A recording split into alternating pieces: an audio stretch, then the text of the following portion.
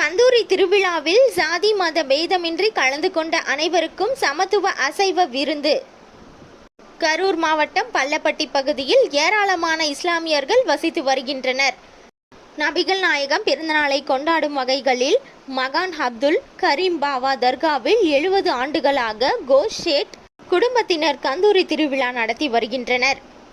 இந்த ஆண்டு கந்தூரி திருவிழாவை முன்னிட்டு கோஷ் ஷேட் அரவங்குறிச்சி மற்றும் பள்ளப்பட்டியில் வசிக்கும் பொதுமக்கள் வீட்டிற்கு நேரடியாக சென்று மத நல்லிணக்கத்தை வலியுறுத்தி திருவிழாவிற்கு அழைப்பு விடுத்தனர்.